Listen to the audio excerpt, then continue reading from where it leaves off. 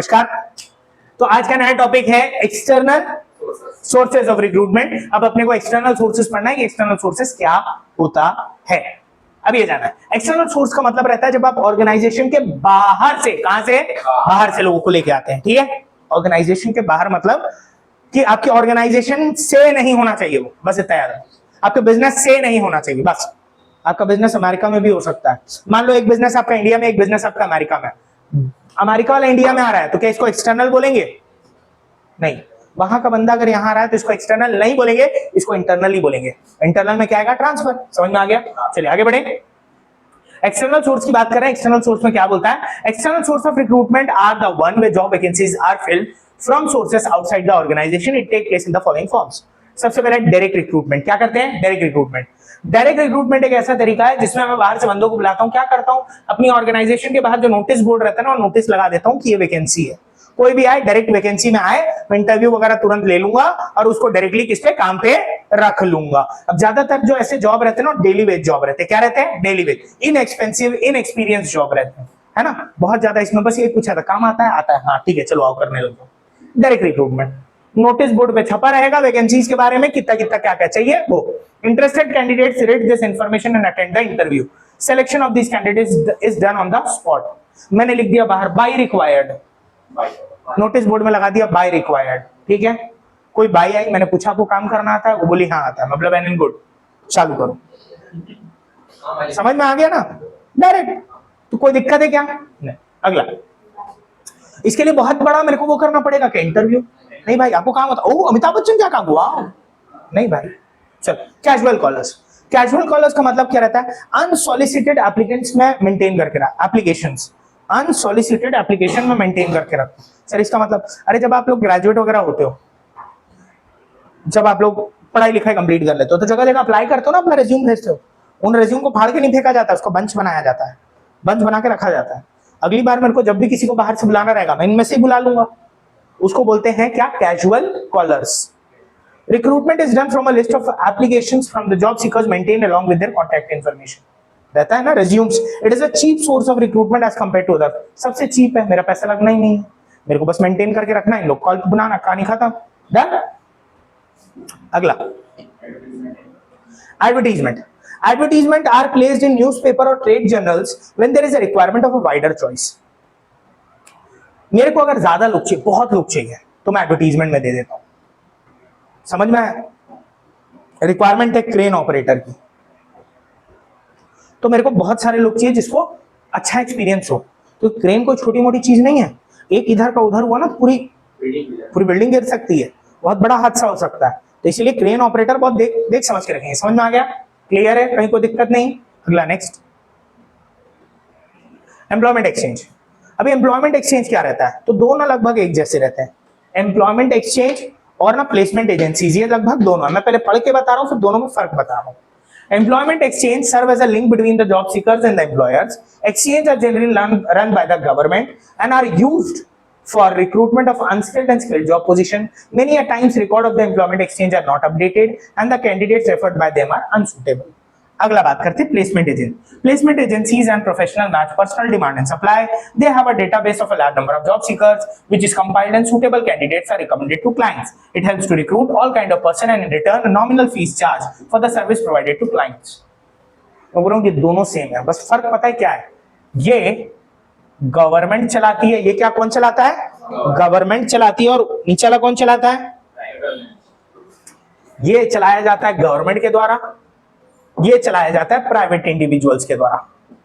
Private individuals यानी businessman वगैरह चलाते हैं। क्लियर है? अब होता क्या है, मैं आपको एक डायग्राम के थ्रू बता रहा हूं। ठीक, मैं आपको एक डायग्राम के थ्रू बता रहा हूं कि किस तरीके से इन लोग काम करते हैं। बेटा बहुत सिंपल है, इधर देखो, ये एक बंदा बैठा हुआ था जिसके पास डिग्री है, जॉब नहीं है, यानी इसको क्या चाहिए? जॉब चाहिए। ये एक बिजनेस है, इसको क्या चाहिए? इसको लोग चाहिए, यानी एम्प्लॉय चाहिए। कौन चाहिए? एम्प्लॉय। पर ये दोनों कभी कभी मिल नहीं पाते हैं, होता है ना, कभी कभी मिल नहीं पाते। आपको पता है कि हर जगह कहां कहां जॉब वैकेंसी है, पता है क्या? नहीं। तो आप ग्रेजुएट हो भी जाओगे तो आपको ढूंढना पड़ेगा। उस काम को इजी करते हुए एक ऑर्गेनाइजेशन बनी है, जिसको अपन ये दोनों के नाम से बोल दो। ये ऑर्गेनाइजेशन पता है क्या करती है, इनको इनसे मिलवाती है और इनको इनसे मिलवाती है और उसके बदले पैसा लेती है। अगर ये ऑर्गेनाइजेशन गवर्नमेंट चला रही है तो पैसा नहीं लेगी, पर अगर ये ऑर्गेनाइजेशन प्राइवेट चला रहे हैं तो पैसा लेंगे। किसे किसे लेंगे सर? इससे भी लेते हैं, इससे भी लेते हैं, क्योंकि हम तुम्हारी जॉब लगवा के दे रहे हैं। कंसल्टेंसी सर्विसेज सुनो, कंसल्टेंसी लोग ये तो काम करते हैं, वो लोग जॉब लगवा के देते हैं। सर कैसे? वो कुछ नहीं करते, उन लोग ना बहुत सारे एम्प्लॉयर से कॉन्टैक्ट बना के रखते हैं, कभी भी अगर रिक्वायरमेंट हो सर बताना, लोग बता देते हैं। सर उन लोग हमको क्यों बताएंगे? अबे बाहर एडवर्ट देने से अच्छा ना इनको बता दो, कम खर्चे में काम निपट जाएगा। मेरे को बता दिए, मेरे पास बंदे थे पहले से, मैंने बोला जाओ यार क्या है वैकेंसी है, जाइए भरिए उसमें, जाइए। वहां पे कोई अगर बंदा अच्छा लगा रख लिए, मेरे को कमीशन दे दिया, मैं उससे भी कमीशन ले लिया। समझ में आया कि नहीं? दो तरफा कमाई, बहुत बढ़िया चीज है, जीरो इन्वेस्टमेंट। मैंने कुछ पैसा लगाया क्या? सोच के देखो, फुल कमाई। ठीक, चल। तो एम्प्लॉयमेंट एक्सचेंज बस यही काम करता है, बट उसके लिए वो गवर्नमेंट रन करती है। एम्प्लॉयमेंट ऑफिस दुर्ग में है ना, यहाँ सुने हो? एम्प्लॉयमेंट ऑफिस, रोजगार ऑफिस बोलते हैं, रोजगार कार्यालय। वहां पे देखना संविदा भर्ती निकलती है, कॉन्ट्रैक्चुअल जॉब गवर्नमेंट की, सुने हो ना? तो स्वामी आत्मानंद वगैरह कुछ सुने हो गए अभी, है ना? तो उसकी कॉन्ट्रैक्चुअल जॉब जो निकल रही है छत्तीसगढ़ में, वो यहीं से निकलती है, एम्प्लॉयमेंट एक्सचेंज। समझ में आया? बस फर्क क्या है, ये किसके द्वारा रन किया जाता है, ये किसके द्वारा? क्लियर है? इन लोग किसी किससे पैसा लेते हैं? जो जॉब दे रहा है, जो जॉब भाई हम क्योंकि ला रहे हैं ना, जॉब लगवा भी रहे हैं, तुम्हारे को जॉब ला के भी दे। ये बंदे, इनको तो गवर्नमेंट देती है पैसा, तो इन लोग किसी पैसा। समझ में आ गया? क्लियर है क्या? कोई भी डाउट है तो पूछ लें। इन लोग जो कैंडिडेट भेजते हैं ना, वो गवर्नमेंट काम कभी अपडेट रहा नहीं रहा रिकॉर्ड्स, तो सूटेबल कैंडिडेट कभी कभी नहीं मिलता, पर यहाँ पे हमेशा बढ़िया कैंडिडेट जो रहेगा उसको भेजेंगे, वरना नहीं भेजेंगे। क्लियर हुआ? क्लियर हुआ ना? तो इस ऑर्गेनाइजेशन को या तो बोलेंगे एम्प्लॉयमेंट एक्सचेंज अगर गवर्नमेंट रन कर रही है, इस ऑर्गेनाइजेशन को बोलेंगे प्लेसमेंट एजेंसी अगर प्राइवेट रन कर रहा है। तो समझ में आ गया आपको? क्लियर? आगे बढ़ते हैं नेक्स्ट, कैंपस रिक्रूटमेंट। ये जब मैं याद करता हूँ ना, मेरे को 3 इडियट्स वाला सीन याद आता है। 3 लोग बैठे रहते हैं, फिर सामने वाला बोलता है कि पता नहीं मीम याद आ रहा है मेरे को। सामने वाला बंदा बोलता है डू यू नो इंग्लिश, तो लिखा रहता कांट टॉक व्हाट्सएप ओनली। चलो, कैंपस रिक्रूटमेंट में होता क्या है, 3 लोग बैठे हुए रहते हैं। उन लोग कहाँ से आते हैं पता है? कोई बड़े बिजनेस से आते हैं। कहाँ आते? कॉलेज में। क्यों आते हैं? ताकि फ्रेशर को काम दें। फ्रेशर को काम क्यों देना? कम दाम में यंग ब्लड आ जा रहा है, और क्या चाहिए, रगड़ देंगे इसको कम पैसे में, है कि नहीं? कम पैसे भाई, कोई ट्रेन अगर अच्छा बंदा आएगा वो डायरेक्ट मुंह फाड़ेगा, 1-2 लाख रुपए चाहिए महीने का। इसको पूछो कितना लेगा रे? 12,000। हाँ आजा चल। सही है नहीं है? 2-3 महीने में तो सीख ही जाएगा ना काम।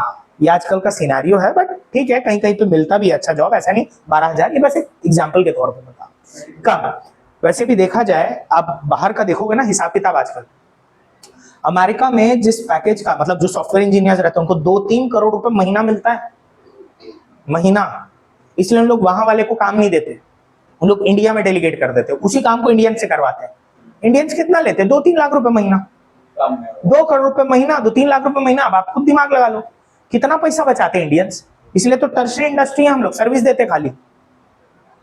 पर बेटा जिस दिन अभी पूरा चेंज आ गया ना, अगर मान लो, तो फिर अपने बहुत प्रॉब्लम में फंस जाएंगे अपन, क्योंकि अपन तो पूरा सर्विसेज बेस्ड है ना यार।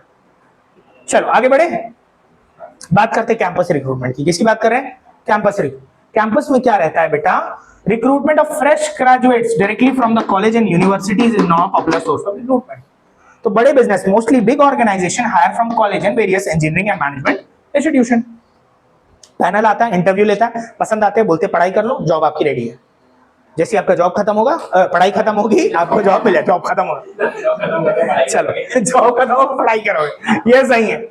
चलो, रिकमेंडेशन ऑफ प्रेजेंट एम्प्लॉय। कभी कभी कुछ एम्प्लॉय ना बहुत बेहतरीन काम करते थे। अब जैसे प्रज्वल, ओहो क्या काम करता था यार। मान लो मेरे पहले क्या ही काम करता, ठीक। तो मैं बोला यार प्रज्वल तू तो छोड़ के जा रहा है, तेरी शादी हो रही है, तो घर वाले दहेज के तौर पे इसी को दे दे। तो अब क्या हुआ, कि डायरेक्टली बोला गया कि वो तो जा रहा है मेरी ऑर्गेनाइजेशन से। मैंने बोला तेरे लायक अगर कोई बंदा है, मतलब तेरे जैसे हो, बढ़िया काम करे, भरोसेमंद हो, अगर कोई है तो बता, तेरी नजर में अगर कोई है। तो बोला हाँ सर मेरी नजर में है ना, गुल्लू है अपना, मेरे घर के बाजू में रहता है, गुल्लू प्यारा है, आ जाएगा सर्कल से। इसको क्या बोलेंगे? Recommendation from present employ, recommendation of employees. Applications from friends and relatives of current employee prove to be a beneficial source of recruitment. It is considered a good and relevant source of recruitment as the background of the candidate is already known. Background पता है ना मेरे को, उससे related है ना, मेरे को पता है वो भरोसेमंद आदमी है भाई मेरा। डन, चलो आगे। Labour contractor. अब कभी कभी अगर मेरे को कम समय पे बहुत सारे लोग चाहिए, छोटे टाइम पे बहुत सारे लोग चाहिए, सबसे बेस्ट तरीका रहता है लेबर कॉन्ट्रैक्ट, ठेकेदार। घर बनवाना है, कम समय में ज्यादा लोग चाहिए, ठेके पे दे दो काम। ठेका समझ रहे हो ना, वाला नहीं है ना। हाँ, और इसीलिए बोला वो धीरे से प्यार की राह में। इधर labour contractors maintain close contact with the labourers, provide a workforce at a short notice. जब भी आपको जरूरत पड़े भाई बोल दो, लोग भेज देंगे पूरे। समझ में आया नहीं आया? जनरली सेमी स्किल्ड और low skilled labours are hired by the labour contractors. Clear? यानी कैसे वर्कर उन लोग रखते हैं, सेमी स्किल्ड और लो स्किल्ड। सर ये रिकमेंडेशन ऑफ एम्प्लॉयज हाँ, ये यूज होता है ना बेटा, बहुत जगह यूज होता है, अभी भी होता है। अगर आपके पास कोई भरोसेमंद आदमी है तो आप उसको कभी खोना नहीं चाहोगे यार। मैं तो उसको बिल्कुल बोलूंगा तेरे जैसे कोई लाके दे दे यार, जो मेरे लिए काम का हो, काम का बंदा, भिड़ के काम करे, मैं उसके ऊपर बिल्कुल बिलीफ रखूंगा। जो मेरा स्टार एम्प्लॉय, मैं तो उसी से पूछूंगा कि बता यार करके। चलो, एडवर्टीजमेंट ऑन टीवी, टीवी पे चला दिया, ऐड आता है ना, देखते हैं ना, ऐड आता है टीवी पे। लोकल टीवी देखना, एशियन वगैरह चलता है ना, लोकल चैनल पे आपके ऐड आते हैं रिक्रूटमेंट के। अभी मैं कुछ दिन पहले ऐसे देख रहा था, बढ़िया एकदम दन धड़कता दन धड़कता दन धड़कता, ऐसे चला 2 मिनट तक म्यूजिक, मेरे को भी लगा कुछ होगा। बोले जोमेटो की डिलीवरी बॉय की जॉब, आइए भरिए, 12वीं पास होना जरूरी। मैं बोला क्यों डिलीवरी में 12वीं पास होना क्यों जरूरी? इंग्लिश का आना जरूरी है। आए चलो, इंग्लिश का आना क्यों जरूरी है यार, पता नहीं, सोचने लग गया। चलो ठीक है। तो कभी कभी क्या है, टीवी पे भी ऐड आते हैं रिक्रूटमेंट के कि यहाँ वैकेंसी, वहां।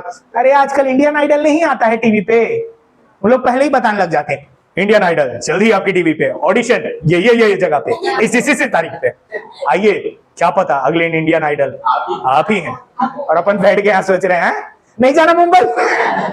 चल अगला, वेब पब्लिशिंग। कभी कभी क्या रहता है, okay just let me read it.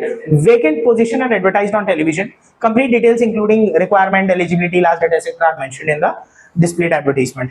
मेरी वेबसाइट, अब वेब पब्लिशिंग बता रहा हूं। वेब पब्लिशिंग मतलब वेब का यूज करते हो, वेब इंटरनेट। हाँ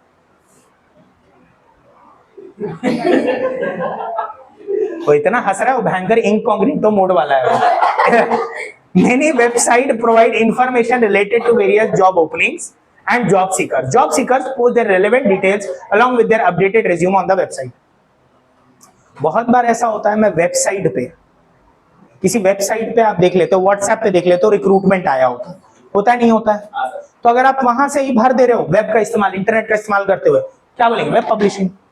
अगर आज आपको जॉब चाहिए, आप गए टीसीएस में, वहां देखना लिखा रहता है करियर, करियर पे क्लिक किया, वैकेंसी देखे, आपने भर दिया, जॉब मिल गई। समझ में आ रहा है? मान लो आपको टीचर बनने का शौक है, टीचर बनने का शौक है, आपने बोला एक इंस्टीट्यूशन है यार, स्कूल है दून स्कूल, दून करके, दून वैली स्कूल, अबे भयंकर बड़ा स्कूल है वो, एक एक टीचर की पेमेंट 2-2 लाख रुपए महीना है। धूम मचा ले धूम है, पर यहाँ नहीं है, ठंडी वाली जगह है, मेरे को बर्फ से एलर्जी। ऊपर सुनो, हाँ तो अपन क्या करे, उसको भर दिए, वहां गए करियर पे क्लिक किया, वो रिक्वायरमेंट है, भर दिए, गए इंटरव्यू दे दिए, लोग पसंद आए, हम पसंद आए, रिश्ता पक्का, दहेज की बात कर, मतलब है। हाँ क्लियर है ना? हाँ वही पैसों की बात है। हाँ ये लड़की लोग ही आजकल खराब है भाई। हाँ आगे वो देख, जॉब करने क्या मतलब, वो देख ये लड़की लोग ना। चलो आगे बढ़े, कोई दिक्कत नहीं, समझ में आया? ये था पूरा एक्सटर्नल सोर्स ऑफ रिक्रूटमेंट। क्या था बेटा? यानी बाहर से किसी को लेके आने का ये सारे तरीके थे। अब आगे बढ़ते हैं बेटा, इंटरनल का मेरिट्स और डीमेरिट्स देखते हैं। मेरिट्स क्या है? Promotion of one will lead to the chain of promotion which always inspire employ to work with commitment. एक आगे बढ़ता है तो दूसरे को लगता है अगली बारी मेरी भी हो सकती है यार, मैं भी भिड़ के काम करूंगा, कमिटमेंट आ जाता है। अगला, फिलिंग जॉब्स इंटरनली चीपर, पैसा कम लगता है ना, एडवर्टीजमेंट वगैरह करने की जरूरत। सही है।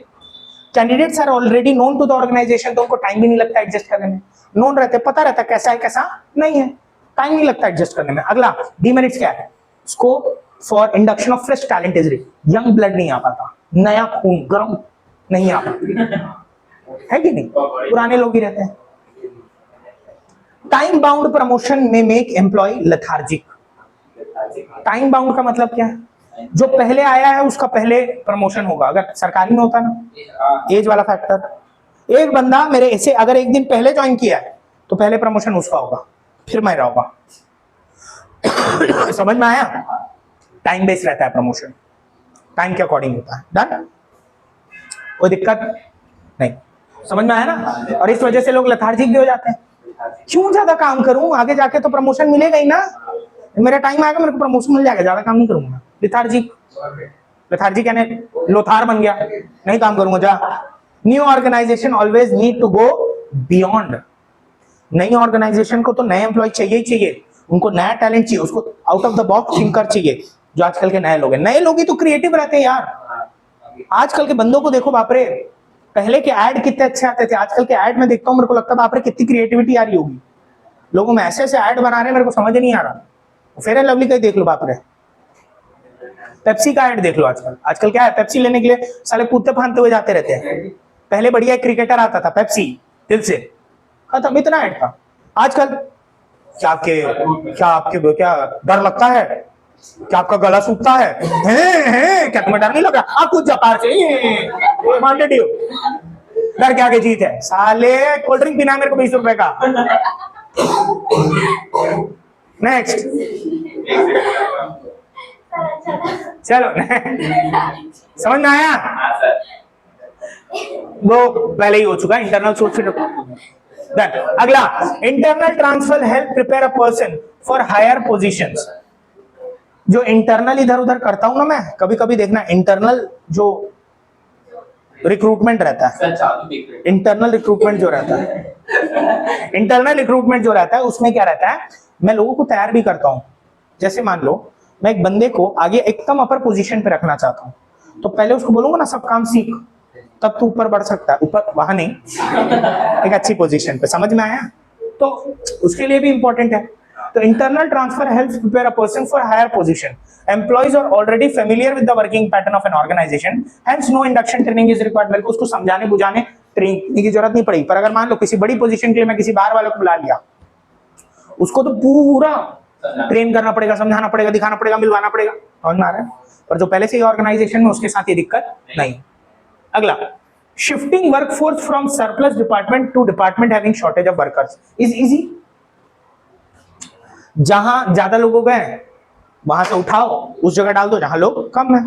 तो इंटरनल बाहर वालों को बुलाने की जरूरत नहीं, काम एकदम सटासट चलते रहेगा, कोई प्रॉब्लम नहीं। डन। चल अगला, अब लिमिटेशंस, ये एडवांटेज थे, अब limitation. Since everyone is already well familiar with the skills and knowledge of others, there is very less scope of competition. Competition वाली भावना नहीं आती। नए के साथ अपन कंपटीशन करते हैं, पुराने के साथ तो पता है ना भाई, पता है यार, तू भी नहीं करेगा मैं भी नहीं करूंगा, दोनों ही वही हैं, तभी तो ऑर्गेनाइजेशन चल नहीं रही है। समझ में आया। चलो, too many transfer reduce productivity due to change in pattern workflow, non familiarity with the type of work allotted. अरे ऑर्गेनाइजेशन जानते हैं, काम नया है तो तकलीफ आएगी नहीं आएगी। भाई मैं अभी तक प्रोडक्शन का काम करता था, मेरे को डेंटिंग पेंटिंग का काम आता है। अचानक से एक दिन मेरे को बॉस बोला, तू तेरे को बहुत ज्यादा आ गया ये काम, तू जा प्लानिंग डिपार्टमेंट में जाके। मैं बैठ गया, हम लोग बातें कर रहे हैं, प्लान ऐसा होना चाहिए, ऐसा होना चाहिए। मैं बोल रहा हूँ या very okay, twinkle twinkle little star. क्योंकि मुझे उस बारे में कुछ भी आइडिया, तो मैं थोड़ा अनकंफर्टेबल हो जाऊंगा ना, because I do not know anything about that process. तो टाइम तो लगेगा, बॉस यही बोल रहा है, बकाबक ट्रांसफर करते रहोगे इधर उधर, तो मेरे को थोड़ा एडजस्ट होने में टाइम लग जाएगा। भले मैं ऑर्गेनाइजेशन के अंदर से ही क्यों ना हूं, क्योंकि मैं लोगों को तो जानता हूं, काम नया है ना यार। एक्सटर्नल सोर्स, उसके भी मेरिट्स हैं, उसके भी डिमेरिट्स हैं। Help in finding qualified and trained personnel, इससे पता चलता है उन्हीं लोग को लेके आऊंगा जिन लोग क्वालिफाइड हैं, जिन लोग प्रॉपर्ली ट्रेन्ड हैं। Demerits, dissatisfaction among the existing staff. अगर आप बाहर से लेके आ रहे हो ऑलरेडी जो काम कर रहे हैं उनमें थोड़ा डिससेटिस्फैक्शन हो जाता है, यार हमको ही आगे बढ़ा देते, हमको क्यों नहीं बढ़ाया, उस पोजीशन के लिए बाहर से लेके आ रहे हो, हमको बढ़ाना चाहिए ना आगे, हम इतने साल से ऑर्गेनाइजेशन झक मार रहे हैं, माना काम नहीं। चलो, वाइडर चॉइस फॉर सिलेक्शन, आपको ज्यादा बड़ा चॉइस मिल जाता ना कि यार किसी में, अब इंटरनल करोगे तो जो लोग हैं उन्हीं में से छांटना पड़ेगा, एक्सटर्नल में तो पूरी दुनिया आपकी है। कॉस्टली प्रोसेस है, डिसएडवांटेज क्या है, कॉस्टली प्रोसेस है भाई, पैसा बहुत लगता है इसमें, टाइम भी बहुत लगता है ना। Bring fresh talent in the, नया खून, फ्रेश टैलेंट, नई एजुकेशन, टेक्नोलॉजी से जुड़े हुए, है ना। आजकल आप लोगों को कुछ सिखाने की जरूरत नहीं, पहले सिखाए हुए हो, है कि नहीं, ब्राउजर ओपन, इनकॉग्निटो, हाँ हाँ, फ्रेश टैलेंट। अगला डीमेरिट क्या है, ये बहुत लेंदी प्रोसेस होता है, क्या प्रोसेस होता है, लेंदी प्रोसेस, क्लियर है क्या, कहीं कोई दिक्कत, नेक्स्ट। पिछले स्लाइड में सच में जादू दिख रहे थे। हाँ तो अब बढ़िया दिखूंगा। अब बात करते हैं सिलेक्शन, सिलेक्शन का मतलब चटनी, छटनी, क्या छटनी, अरे फुलौरी बिना चटनी ऐसे बनी, अरे दादा। Selection refers to the process of screening and selecting a suitable candidate from the pool of prospective candidate, यानी बहुत सारे लोगों में कुछ ऐसे लोग चुनना जो कि मेरे काम के हैं, उसी को सिलेक्शन बोलते हैं, सेलेक्टिंग बोलते हैं, क्लियर है। तो सिलेक्शन में क्या होता है, सबसे पहले होता है preliminary screening, screen test, personal interview, background check, selection decision, medical examination, job offer, employment contract. पढ़ के बता दिया हूं, मेरे ख्याल से कुछ नहीं समझ में आया।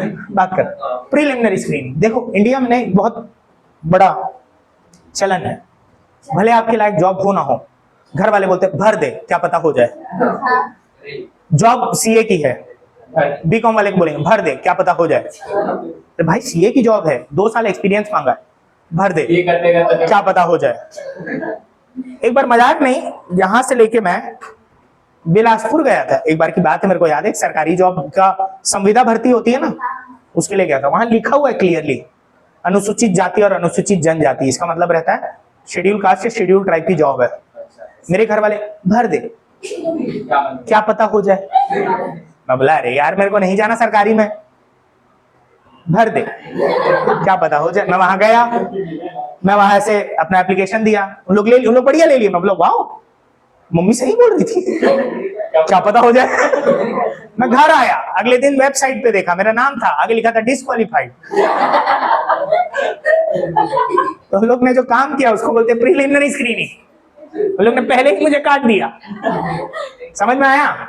इसी को बोलते हैं एप्लीकेशन ले जरूर लेंगे, पर जो वर्दी कैंडिडेट्स नहीं है उनके एप्लीकेशन को पहले ही साइड कर दिया जाए, इसको बोलते हैं प्रीलिमिनरी स्क्रीनिंग। अगर मैंने वैकेंसी निकाली है CA with 2 years of experience, तो मेरे को सीए चाहिए विद 2 साल के एक्सपीरियंस, बीकॉम वाले रिजेक्ट, एमकॉम वाले रिजेक्ट, सीए रिजेक्ट क्योंकि 2 साल का एक्सपीरियंस भी चाहिए, CA with 1 year of experience, CA with 2 years of experience, मेरी जान। चल अगला सिलेक्शन टेस्ट। अब जो बंदे आएंगे मैं उनको क्या टेस्ट दूंगा, टेस्ट दूंगा मतलब टेस्ट लेंगे उनसे, different type of test conduct करवाएंगे कि सबसे देखेंगे कि कैसा इसका दिमाग है, कैसी इसकी सोच है, वाह रे क्या सोच है तेरी, हाँ मतलब आप सबको जानना चाहोगे, पहचानना चाहोगे। क्यों सर? क्योंकि आप अरे अबे रेज्यूम में तो कुछ भी लिख देते हैं, टेस्ट लो तो पता चलता है सामने वाले का दिमाग चलता है कि नहीं। सामने वाला बोल दिया वेरी गुड इन मैथ्स, मैंने लिखा 3 into 2 बता कितना है, बोलता 12। समझ में आया ना। तो टेस्ट लेना पड़ता है देखने के लिए कि बंदा केपेबल है या नहीं। टेस्ट के बेसिस पे मैं लेता हूँ इंटरव्यू, तो याद है ना रोडीज, रोडीज याद है ना, फॉर्म में क्या लिखा है तूने, सर ब्लैंक छोड़ा, हाँ ना क्यों नहीं लिखा।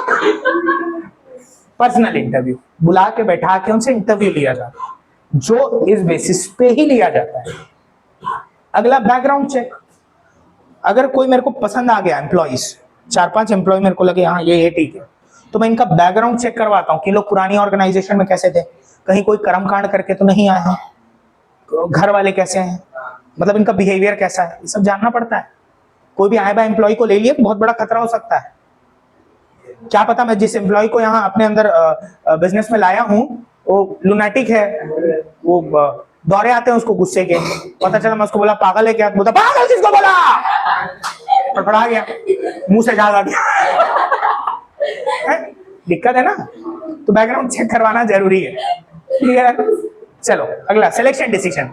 अब मैं जैसी सिलेक्शन पता चल जाता है मेरे को इनके बारे में, इनका बैकग्राउंड मेरे को पता चल जाता है। ओहो ओहो ओहो ओहो ओहो। तो मैं इन लोग को बोला कि भाई अब ना सिलेक्ट, अब मैं सिलेक्शन डिसीजन कर रहा हूँ। मैं 3-4 एम्प्लॉय को बोला आप पसंद आ रहे हैं हमें, मेरे पास 2 की वैकेंसी है, 4 को मैंने बोला आप लोग पसंद आ रहे हैं, लोग बोले ठीक है। तो अब मैं उनको मेडिकल करवाऊंगा, 4 को मेडिकल करवाऊंगा। मैं देखूंगा कि उन लोग मेडिकली फिट है या जो मेडिकली फिट नहीं होगा अच्छा चलता हूँ दुआओं में याद, बाय बाय। समझ, मेडिकल करवाना जरूरी है। क्यों सर? क्योंकि कुछ काम में आपको मेडिकली फिट होना बहुत ज्यादा जरूरी है। प्लेन उड़ाने जा रहे हो, दिखता ही नहीं है भाई, दिक्कत है ना, कहीं भी वो फाड़ ले कुछ आगे, अरे मतलब प्लेन पे बैठने के बाद बोला सर वो दिखाई नहीं देते है ना। हाँ, ट्रेन उड़ाते पता चला आप उसे पूछ रहे हो कितना है, ये कितना है, बोलता वो तो पता नहीं सर, आप 2 दिख रहे हो। दिक्कत है ना यार, इसीलिए मेडिकल एग्जामिनेशन। क्लियर है? चलो, जॉब ऑफर, जब मैं पूरा समझ जाता हूँ तो मैं इसको ऑफर करता हूँ। ऑफर करता हूँ एक ऑफर लेटर के साथ, ऑफर लेटर देता हूँ, उसमें पूरी टर्म्स एंड कंडीशंस लिखी रहती हैं। टर्म्स एंड कंडीशंस पूरी होती हैं कि ये आपकी टर्म्स एंड कंडीशंस हैं, आप इसको देख लीजिए, अगर जमता है तो ज्वाइन करो और नहीं जमता तो मत करो। तो अगर आपको जमता है ना तो आप ऑफर लेटर साइन करके देते हो, तो फिर मैं आपके साथ एक कॉन्ट्रैक्ट बनवाता हूँ कि आप इतने साल तक मेरे साथ रहोगे, ऐसा वैसा करके। हालांकि ये कॉन्ट्रैक्ट कोई काम का नहीं रहता, कहीं कहीं पे काम का रहता है। अगर आपकी जॉब एकदम टॉप लेवल की है कि आपके बिना कभी कोई काम हो ही नहीं पाएगा और आप एकदम छोड़ के चले गए, तो उस केस में आपको घसीट सकते हैं कोर्ट में।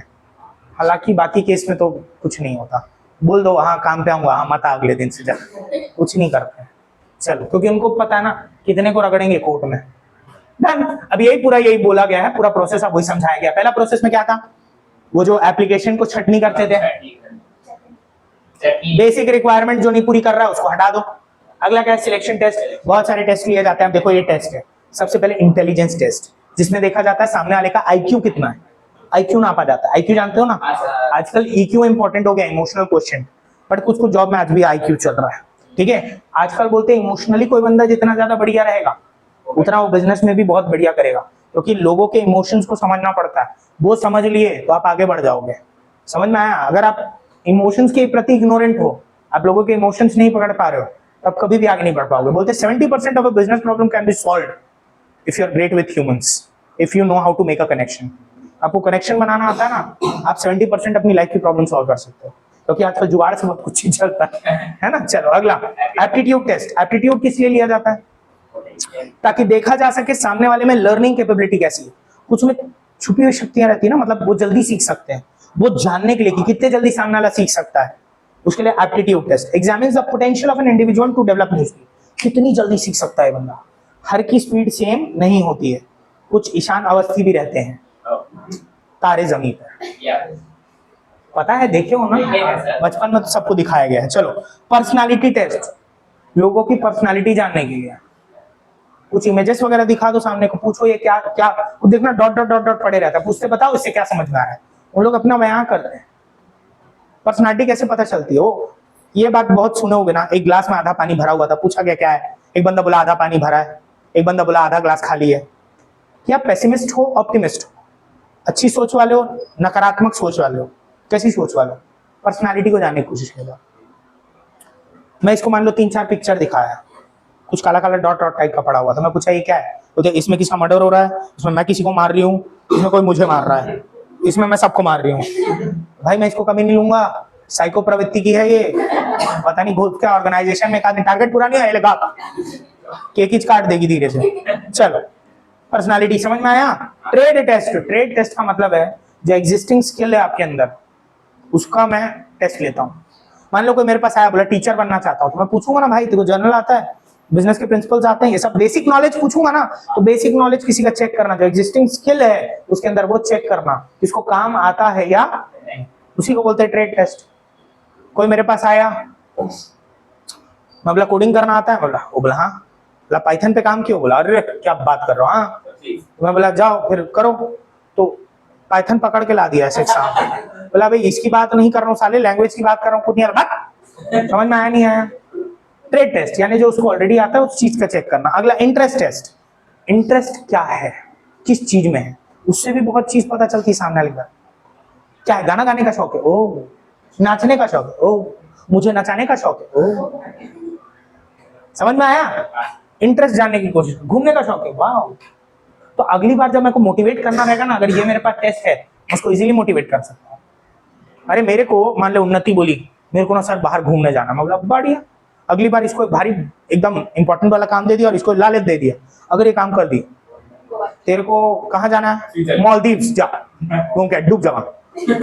समझ में आया। तो इस वजह से इंटरेस्ट टेस्ट लेते हैं। डन। अगला यही पूरा बताया है, अब देखते जाओ। पर्सनालिटी इंटरव्यू, अब मैं जैसे वो टेस्ट लेता था, पर्सनालिटी नहीं सॉरी पर्सनल इंटरव्यू, जैसे टेस्ट के रिजल्ट्स आ जाते हैं मैं रखता हूँ, एक एक को बुलाता हूँ, फॉर्म में क्या रखें पूछता हूँ, बातचीत करता हूँ, 3 इडियट्स वाला हिसाब किताब। इन डेप्थ कॉन्वर्सेशन होती है ताकि पता चल पाए कि कोई बंदा सुटेबल है कि नहीं जॉब के लिए। Candidate get a chance to have clarity regarding their salary, working condition, ये सब। डन। चलो बैकग्राउंड चेक, बैकग्राउंड चेक किया जाता है। Information given by the candidate is verified, जो जो आप बताए उसमें वो सही है कि नहीं, कि आपने 3 साल का एक्सपीरियंस लिया, ये वो सब सही है कि नहीं। मैं पूछता हूँ भैया आपकी टीचर से, एम्प्लॉयर से, प्रोफेसर से, कि आप वाकई क्वालिफाइड हो या नहीं हो, फर्जी डिग्री तो नहीं लगा रहे मेरे पास। Background check. अगला सिलेक्शन डिसीजन, फाइनल डिसीजन लेता हूं कि कौन पास कर रहा है कौन नहीं कर रहा है। अगला medical examination, fitness level check करवाता हूं, कुछ जॉब के लिए फिटनेस रिक्वायर्ड रहती है।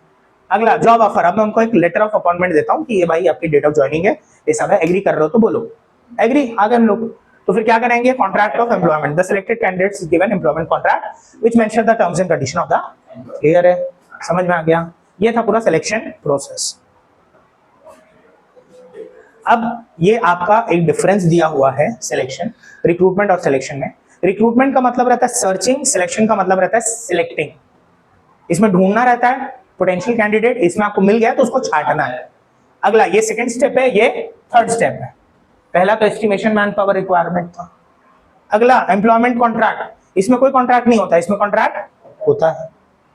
कैरेक्टरिस्टिक, इसमें लार्ज नंबर लोग आते हैं, बहुत सारे लोग आते हैं, इसमें छटे हुए लोग को ही रोका जाता है, बाकी को भगा दिया जाता है। अगला चलो, तो ये था आपका रिक्रूटमेंट और सिलेक्शन में डिफरेंस। समझ में आया, कहीं कोई प्रॉब्लम नहीं। अब अपन बात कर रहे हैं बेटा ट्रेनिंग की। किसकी बात कर रहे हैं, ट्रेनिंग, ठीक है। ट्रेनिंग का मतलब क्या रहता है, किसी काम को सीखना। डेवलपमेंट का मतलब क्या रहता है, किसी काम को बेहतर करना। ट्रेनिंग का मतलब सीखना और डेवलपमेंट का मतलब बेहतर।